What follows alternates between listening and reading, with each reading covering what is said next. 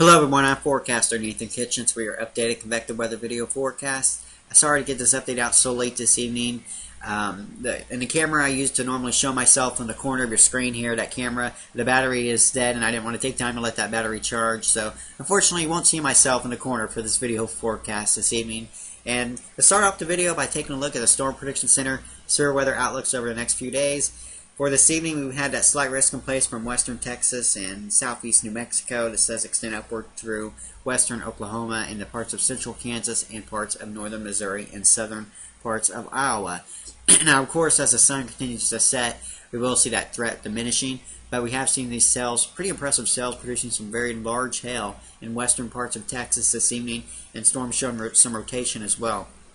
I'm going to go ahead and show you some of the cells showing up on radar as of about 9 o'clock Central Time.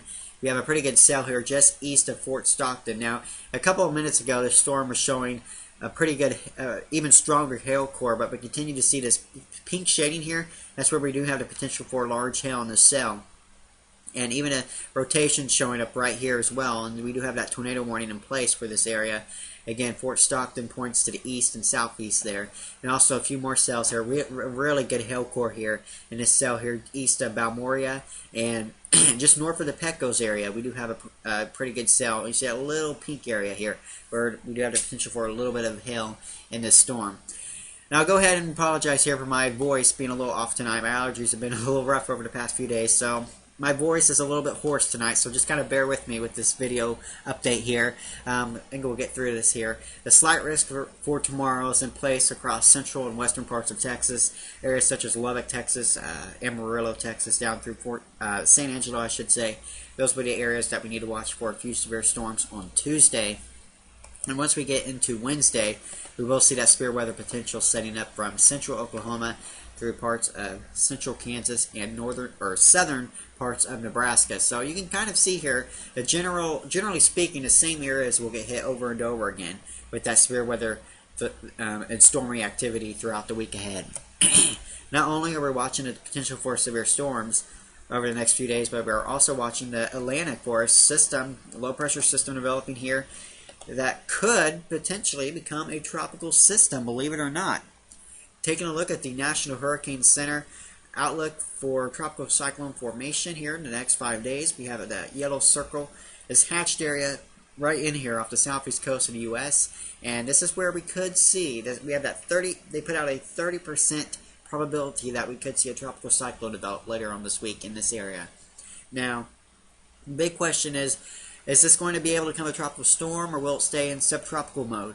And the biggest factor here will be its position relative to the jet stream. If this low pressure center can get itself away from those strong upper level winds associated with the jet stream for a while over that warm Gulf Stream current, it's possible this could become a tropical storm. And some of the models are hinting at that. And even if this doesn't become a tropical storm and stays in that subtropical mode, keep in mind when I say subtropical, that means a low pressure center with tropical characteristics as well. If this system acquires winds of 39 miles per hour or greater, it's going to become a named storm, first named storm of the season, which will be the name Anna.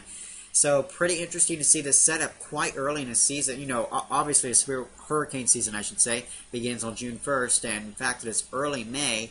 Not something we see all that often, so pretty impressive setup.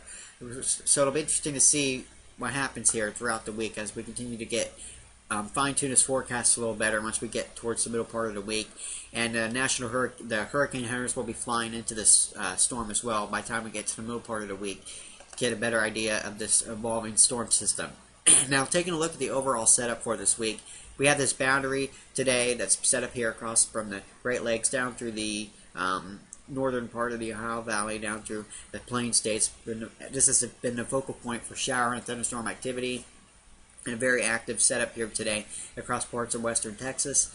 And excuse me, once we get into Tuesday and into Wednesday, we're going to continue to see a similar setup taking shape. This boundary will begin to shift a little farther to the north, bringing the focus for any shower and thunderstorm activity with it. Continuing to see the same areas here across the plains down through Texas getting hit with showering storms, and the potential tomorrow for a few severe storms in Texas. Good news, though, for the drought. We certainly need the rain to help alleviate the drought conditions, but unfortunately, flash flooding is going to be certainly a big concern this week, as we obviously get some very heavy rain in this very moist environment. And throughout the middle and latter part of the week, really the same similar setup here. Stormy action here across the central portions of the country. We're going to see high pressure continuing to keep a lot of the Ohio Valley and the Mid-South region pretty quiet this week, as the heat will be the big story. And all the way up through the Northeast, we're going to see very, very warm temperatures throughout the week.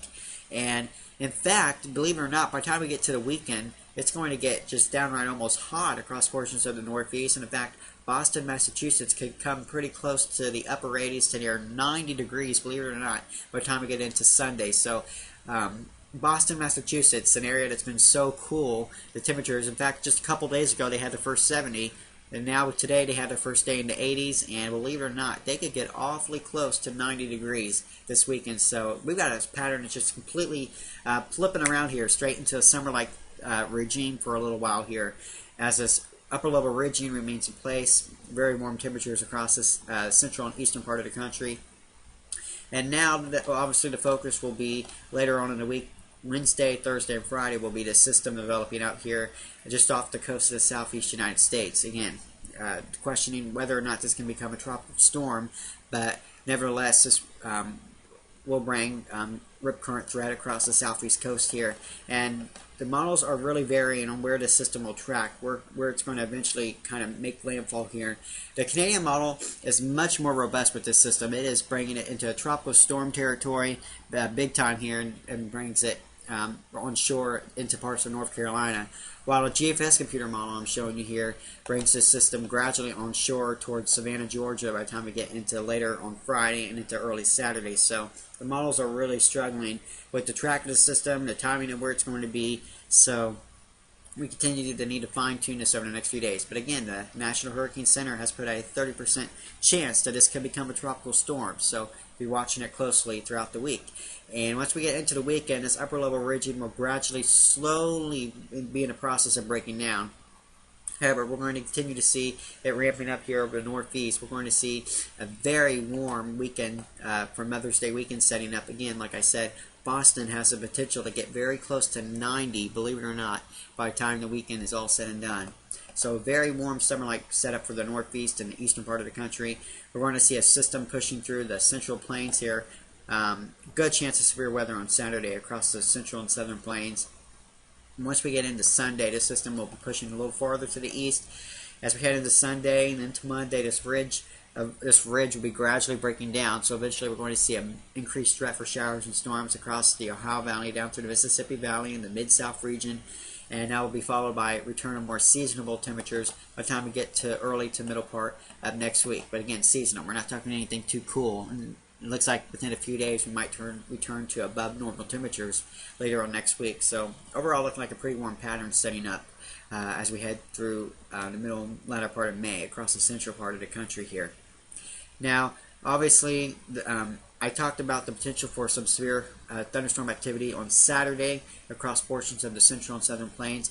I'm going to show you the GFS vorticity here throughout the week. But we're going to be watching this area, this piece of energy diving down from the Pacific Northwest later on Tuesday night and into Wednesday. This upper level trough digging down here through the through California. By the time we get into Friday and into Saturday, we're going to see this upper level trough dipping down here into the Four Corners region, and we're going to see a really good setup here for some severe thunderstorms on Saturday across the central and southern plains. So just kind of keep this in the back of your mind if you've got plans this weekend.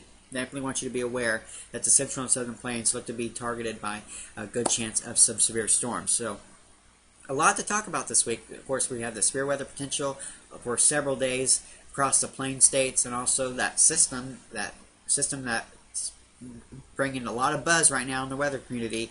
They're just off the coast there in the Atlantic. So it'll be an interesting week ahead, and we'll continue to watch things closely, and we'll post updates as best we can on our social media pages. Thanks for watching this video forecast. Have a great rest of your evening.